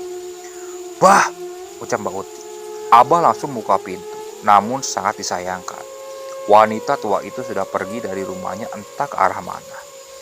Kemana dia? Tanya Abah. Mbak Uti masih memandangi bekas yang disapu oleh wanita itu. Dia mendapati sebuah rambut yang mirip atau yang pernah ia temukan di sumur. Rambut ini seperti yang pernah aku temukan di sumur itu, ucap Mbak Uti. Ada apa, Mbah? Tanya Abah. Mbak Uti langsung berlari menuju sumur. Dia memperhatikan dengan sesama sumur itu yang pinggirannya berbau kembang kantil. Wanita itu benar-benar berbahaya, ucap Mbak Uti. Mbak Uti pun kembali menuju Abah. Kapan sumurnya mau ditutup paten? Tanya Mbak Uti. Malam ini, jawab Abah. Jangan lupa, setelah itu suruh Agung dan Badri menuju rumah Mbak Wanto. Mungkin dia tahu apa yang harus kita lakukan, ucap Mbak Uti. Baik, nanti aku sampaikan. Mbak Uti dan Abah lalu masuk ke dalam rumah untuk mengecek keadaan cucu-cucunya. Di dalam kamar, Epan dan Suci sedang berbicara empat mata mengenai rumahnya yang sedikit berhantu. Suci, kamu enak gak tinggal di sini? Tanya Epan. Enak kok, karena Abah dan Mbah sangat sayang sama Suci. Bukan itu, potong Epan. Terus apa? Rumah ini kan berhantu. Kemarin aku diculik sama kalong wewe. Coba pegang badan aku. Masih panas nggak? Tanya Epan. Suci memegang dahi Epan. Panas banget kayak kompor. Emang kamu diculik kemana? Tanya Suci. Seingat aku, kalong wewe itu mandiin aku di sungai. Tapi nggak tahu di sungai mana. Terus aku diajak ke sebuah pohon di dekat kuburan. Aku ingat, pohon itu mirip kuburan mama aku. Habis itu, kalong wewe itu nawarin aku roti. Jelas Epan. Ih, serem. Kamu makan gak? Tanya Suci. Tiba-tiba Abah dan Mbak Uti masuk. Kalau Epan makan roti yang dikasih sama kalong wewe itu, nanti Epan gak bakal bisa ngomong seperti sekarang. Jelas Mbak Uti. Abah, Mbah. Epan dan Suci langsung memeluk kakek dan neneknya itu. Besok juga Epan sembuh. Yang penting jangan keluar kamar ya, pinta Mbah. Iya Mbah, tapi memang kalau wewe itu bawa roti di bajunya? Tanya Suci dengan polosnya. Hahaha, roti itu kalau wewe kelihatannya saja, padahal itu adalah kotoran. Jadi kalau Suci dan Epan makan roti yang dikasih kalong wewe itu berarti Suci dan Epan makan kotoran dong. Ucap Abah dan coba memperjandai kedua cucunya itu. Cucunya itu lalu ketawa. Abah dan Uti bersikeras menjaga Suci dan Epan. Hal lain dengan Maya. Kondisinya belum membaik. Maya masih belum sadarkan diri. Sepertinya Maya masih terbius dengan energi jahat yang memasuki tubuhnya. Setelah selesai menepani Epan dan Suci, Mbah dan Abah menyuruh keduanya untuk tidur. Jangan lupa baca doa ya, ucap Mbak Uti. Iya, Bah. Mbah sama Abah keluar kamar. Setelah keluar kamar, mereka berhenti di hadapan kamar milik Maya. Aku takut Maya juga terlibat lebih jauh dengan masalah ini. Yang pasti, Maya sudah berlubang, jadi bisa kapan saja sosok itu masuk ke tubuhnya itu. Itu sangat berbahaya, jelas Mbak Uti. Mbah dan Abah berjalan lagi menuju kamarnya. Tugasnya jadi sudah sedikit selesai. Tinggal menunggu sumur itu ditutup dengan paten. Mbak Uti masih memperhatikan gelagat Maya yang pernah menuduhnya karena suatu hal. Setidaknya, Maya masih bisa diberi kesempatan untuk tetap hidup, walaupun tubuhnya telah berlubang. Malam hari, penutupan sumur. Pada hari ke-42 semenjak kematian Ranti. Semua sudah siap, ucap Abah. Agung dan Badri mengangguk paham. Mereka bertiga pun segera mengerjakan penutupan sumur itu secara paten. Maya dan Mbak Uti berada di kamar Epan, beserta dengan Suci. Mereka sedang berbicara mengenai suatu hal. Apa kita tidak keluar saja dari rumah ini, Mbah? Kasihan anak-anak, ucap Maya. Maya, kita harus bertahan dulu sebentar. Jangan sampai kita kalah sama godaan yang menyesatkan, ucap Mbak Uti. Epan dan Suci sedang asik bermain. Mereka tertawa ria. Lihatlah, Maya. Mereka berdua tampak senang. Kini tinggal kita para orang tua untuk selalu menjaganya, ucap Mbak Uti. Siapa pelaku di balik semua ini, Mbah? Tanya Maya. Kita belum mengetahuinya. Dan jikalau kita mengetahuinya itu, artinya masalah ini cepat selesai. Tanya Maya. Insya Allah, Maya. Banyakin doa untuk keselamatan kita semua. Senyum Mbak Uti. Maafin Maya ya, Mbah, mengenai hari itu, ucap Maya. Gak apa-apa kok. Semuanya juga punya salah, ucap Mbak Uti. Sekarang atau lambat, Badri dan Agung akan menemui Mbah Wanto. Mungkin Mbah Wanto akan menjadi jembatan penghubung penyelesaian masalah ini. Semoga saja itu cepat selesai, ucap Mbak Uti. Mbah Wanto itu siapa, Mbah? Tanya Maya. Dia kenalan Ranti ketika masih hidup. Lalu dikenalkan juga kepada keluarga kita.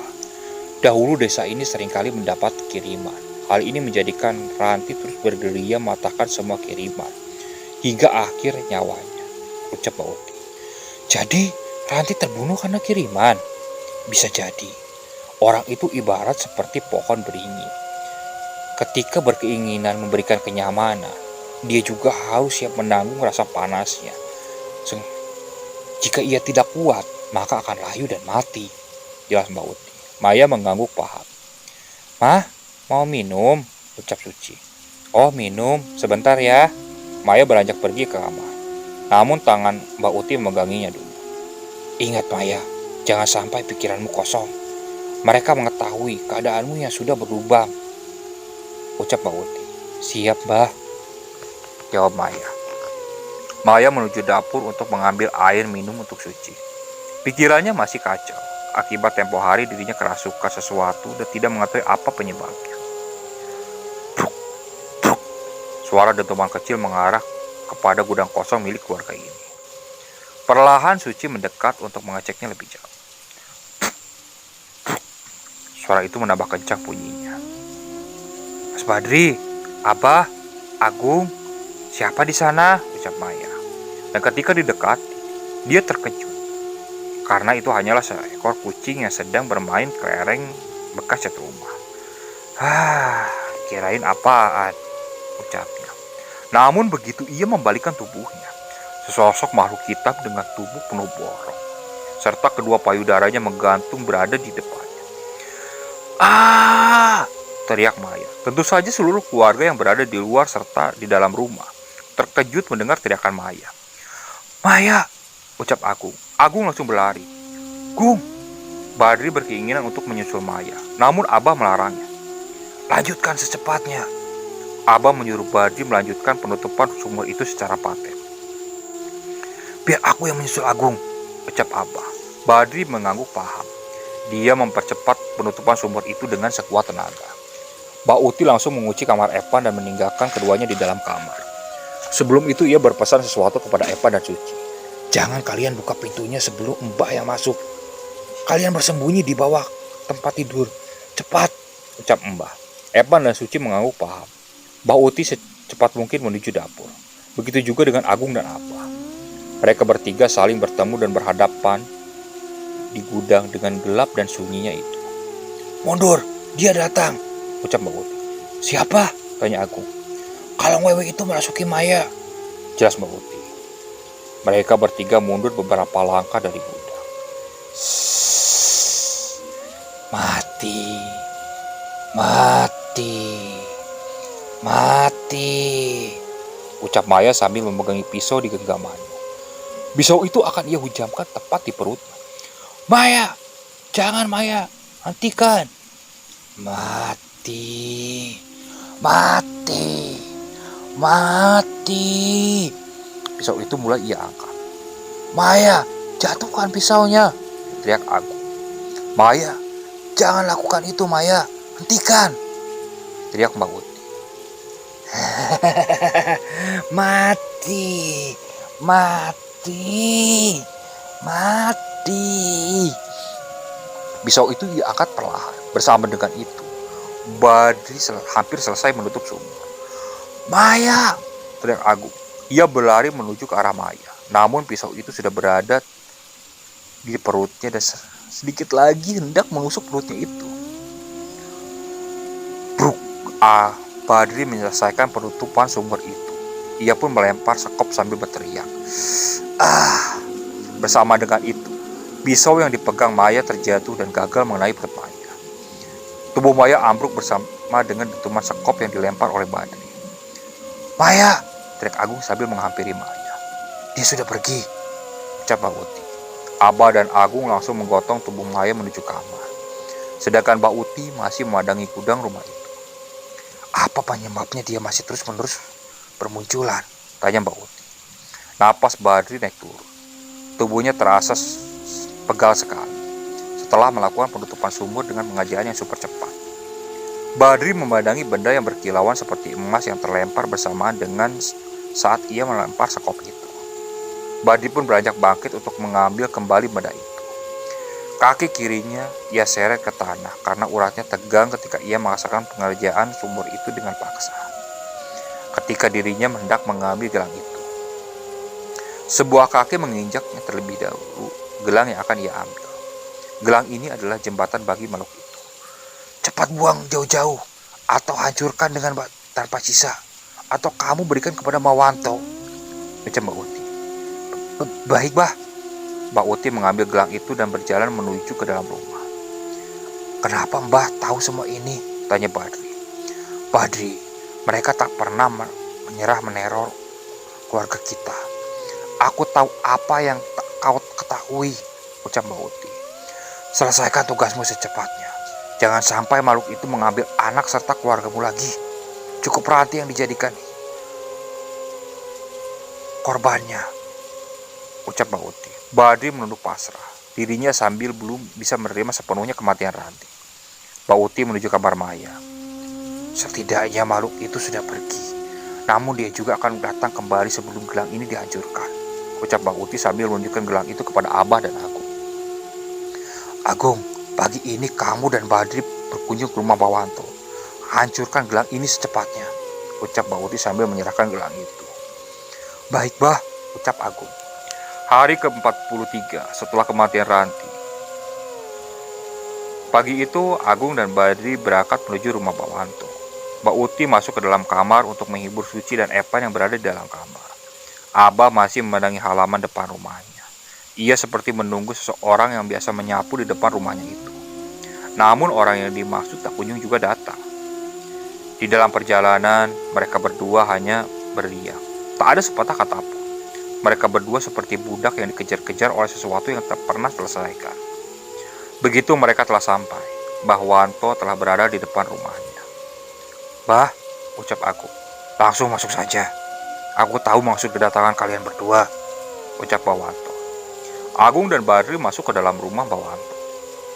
Silakan duduk, ucap Mbah Wanto. Baik, Mbah. Mereka berdua duduk di hadapan Mbah Wanto. Kemarikan gelang itu, ucap Mbah Wanto. Agung memberikan gelang itu kepada Mbah Wanto. Gelang ini bukan gelang sembarangan. Ada sesuatu yang tersimpan di dalamnya yang mengaitkan makhluk itu kepada gelang ini. Jika kalian tahu, dulunya Mbak Utilah orang yang memelihara makhluk itu, jelas Mbah Wanto. Badri dan Agung terkejut mendengar hal itu. Jadi selama ini dia tertipu oleh Mbah Uti yang menutup-nutupi kebenarannya. Namun makhluk itu ia buang karena memakan korban, jelasnya. Maksudnya, tanya Badri. Makhluk itu awalnya peliharaan, biasa untuk menjaga kalian dari gangguan makhluk lain. Namun begitu kelahiran anak pertama kalian berdua, makhluk itu kehilangan kendali dan sering mengganggu keluarga kalian, jelas Mbah Wanto. Lalu istrimu Badri, yaitu Ranti, dia bersikeras untuk menyingkirkan makhluk itu pada saat tengah malam. Dia ingin menghancurkan makhluk itu bersamaan dengan gelang ini, jelas Mbah Wanto. Kenapa istriku yang menghancurkannya? Tanya Badri. Istrimu lah orang pertama kali mengetahui keberadaan makhluk itu. Sebelumnya, Mbak Utimu itu telah membuangnya. Namun karena gelang ini dijadikan pelantara untuk digunakan istrimu, jelas Mbah Wanto. Pantas saja, istriku meninggal di dekat sumur. Dan gelang itu, gelang itu berada di sisinya kan? Tanya Mbah Wanto. Benar, Bah. Kata Mbak Uti seperti itu, ucap Badri. Gelang itu ingin ia lempar ke dalam sumur. Namun makhluk itu keluar terlebih dahulu dan membunuh istrimu, ucap Mbah Wanto. Karena itu jika ingin kau hancurkanlah tepat pada hari ke-100 kematian istrimu. Jika tidak, makhluk itu akan terus merongrong keluargamu, ucap Mbah Wanto. Baik, Bah. Satu lagi, awasi istrimu juga, Gung. Dia juga telah berlubang. Dia akan menjadi sasaran berikutnya. Oh iya, Mbah. Mbak Uti menitipkan salam, ucap Badri. Mbah Wanto hanya tersenyum. Mereka berdua kembali ke rumah untuk menyelesaikan tugas berikutnya. Namun yang dijadikan pertanyaan Badri dan Agung adalah mengapa Mbak Uti melihara makhluk itu. Jika untuk melindungi keluarga, mengapa dia bersusah payah memelihara kalong wewe? Mbak Uti benar-benar tak bisa ditebak antara gelagat bicara, kelakuan, dan pikirannya. Sangat rapi dan tak kasat mata untuk ditampilkan di hadapan keluarga mereka. Sesampainya di dalam rumah, Mbak Uti sudah berada di ruang tamu. Kurang lebih 2 bulan lagi persiapan semuanya, ucap Mbak Uti. Agung dan Badri terkejut. Ternyata Mbak Uti telah lebih dulu mengetahui. Mbak Uti beranjak bangkit dan meninggalkan mereka berdua. Namun Badri memotong langkahnya dengan mengucapkan kalimat yang menusuk hati Mbak Uti. Mengapa Mbak memelihara makhluk itu? Tanya Badri. Mbak Uti terdiam mematung, kedua tangannya memegang erat. Ia menoleh ke arah Badri dan Agung. Sampai sekarang, kamu belum paham juga apa makna dibalik semua ini? Tanya Mbak Uti. Tapi mengapa? Tanya Badri. Makhluk itu adalah peliharaan turun-temurun keluarga ini. Jika dilepaskan, akan memakan korban. Jika dipelihara juga sama. Mengapa tidak dilepaskan saja? Tanya Badri. Mbak Uti menuju ke arah Badri dan menampar pipinya dengan keras. Tutup mulutmu dari pertanyaan-pertanyaan yang membuat hatiku kacau. Jangan pernah bertanya lagi. Mengerti? Ucap Mbak Uti. Badri hanya terdiam. Selama ini dia tahu bahwa tindakan istrinya tidaklah salah. Aku yakin Ranti akan datang di hari ke-100 kematiannya. Dia akan menuntut balas kematiannya serta akan memberikan pelajaran kepadamu, Mbah. Ucap Badri lalu pergi meninggalkan Mbak Uti dan aku. Bah, ucap aku. Hati Mbak Uti kacau. Biarkan dia menenangkan diri dulu, Gung. Jaga istrimu, dia belum makan, ucap Mbak Uti. Baik, Bah. Selama beberapa hari terakhir, Mbak Uti jarang sekali keluar rumah. Dia lebih fokus di dalam kamar untuk menyiapkan semuanya. Begitu juga dengan Agung yang terus-menerus menjaga Maya dan Suci. Badri juga sama. Berhari-hari ia menghabiskan waktunya hanya untuk Epan. Tibalah hari ke-100 kematian Ranti. Malam hari, pukul 21.00. Para keluarga tidak seperti biasanya. Saling diam dan tak ada komunikasi yang jelas. Pak, Epan mau main sama Suci, ucap Epan. Ya udah nak, nanti papa panggil Suci untuk temenin kamu ya, jawab Badri. Sekarang Pak? Iya ganteng, sebentar ya. Badri keluar dari kamar untuk menuju ke Suci yang berada di kamar Maya dan aku. Gung, ucap Badri sambil mengetuk pintu. Agung membuka pintu. Apaan? Ini hari ke-100, cepat hancurin gelang itu, ucap Badri. Iya, sebentar, tunggu dulu. Apalagi? Suci dipanggil Epan, suruh tidur di kamarnya. Oh, oke bentar. Agung menutup pintu kamarnya dan membuka kembali bersama dengan Suci. Om, Epan mana? Tanya Suci. Ada di kamar, sok sana main, jawab Badri. Oke om, jangan nakal ya, pinta Agung. Ya Pak. Suci pun masuk kamar ke Epan. Gelangnya mana? Tanya Badri. Ini. Agung pun menyerahkan gelang itu. Maya gimana keadaannya? Tanya Badri. Dia masih tidur.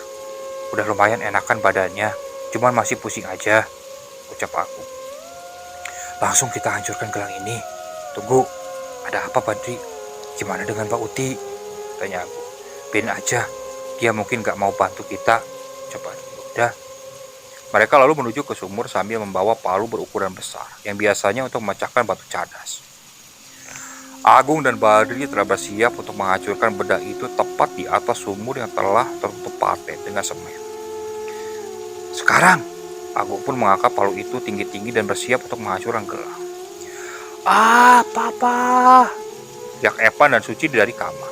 Gung, itu Suci sama Epan, ucap Badri. Dri, cepat tolongin mereka. Biar aku saja yang menghancurkan gelang ini, teriak Agung. Badri pun langsung berlari menuju kamar dan mendapati keduanya sedang ditarik oleh Kalong Wewe yang darahnya sudah menyentuh lantai. Epan, Suci, buka pintunya.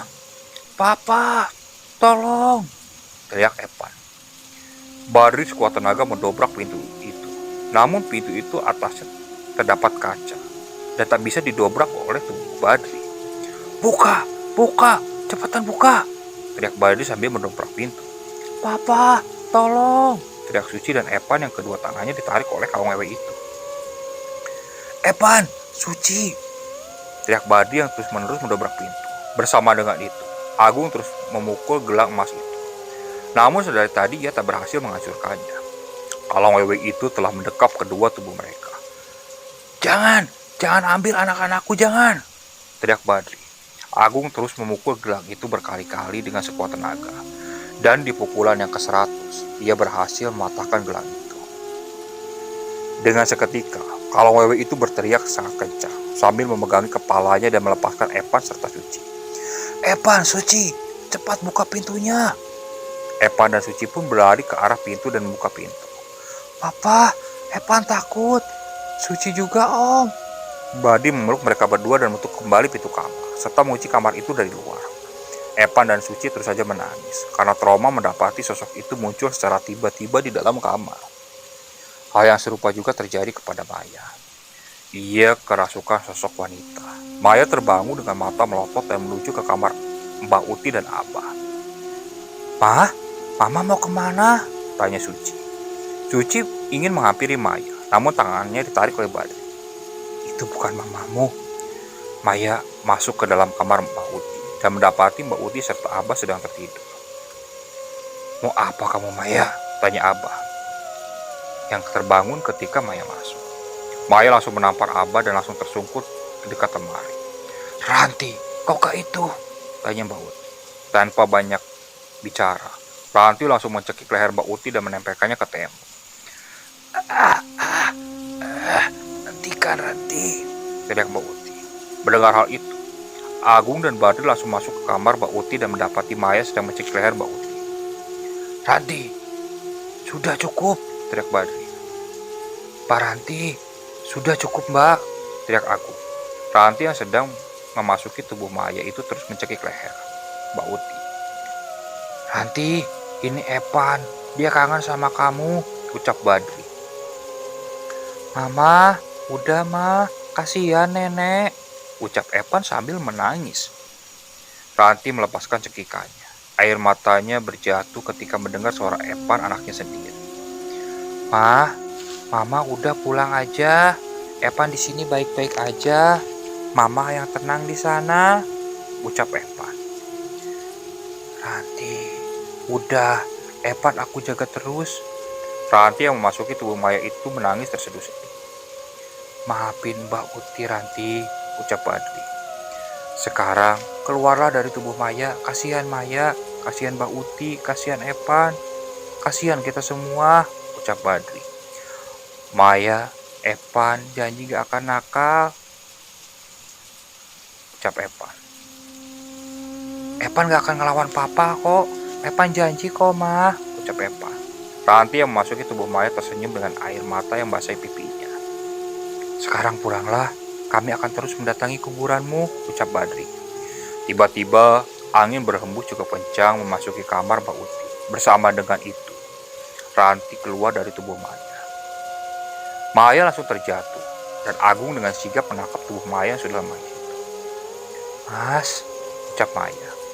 Mbak Uti masih memegangi lehernya sambil menangis. "Maafin Mbah," ucap Mbak Uti. Epan berlari menuju neneknya sambil memeluk Mbak Uti. "Mbah." Badri tak kuasa menahan air matanya melihat sesuatu yang haru itu. Suci mendekati Maya sambil menangis. "Mama, Suci takut," ucap Suci. "Sekarang ada papa, Suci jangan takut," ucap Agung. Abah terbangun dan mendapati suasana yang mengharukan itu. Dia pun beranjak bangkit dan memeluk Badri. "Maafin Abah, Badri ya." "Ya, Bah." Keesokan harinya, satu keluarga sepakat untuk mengunjungi makam Ranti untuk berziarah. Mereka berdoa untuk ketenangan Ranti sambil meminta maaf atas kesalahan-kesalahan yang telah mereka lakukan kepada Ranti.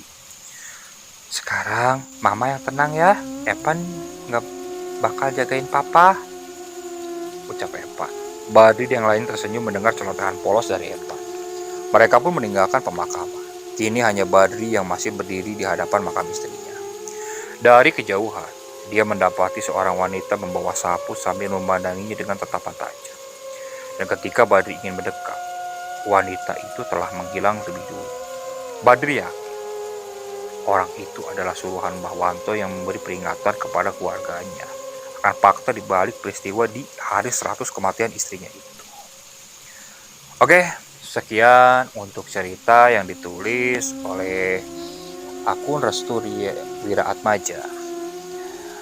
Terus ikuti cerita yang dibawakan oleh channel Keramat Horor. Kami mohon maaf apabila pembawaan ceritanya masih banyak kekurangan. Kritik dan sarannya silakan kalian bisa cantumkan di kolom komentar. Dan jangan lupa klik tombol subscribe-nya, oke? Assalamualaikum.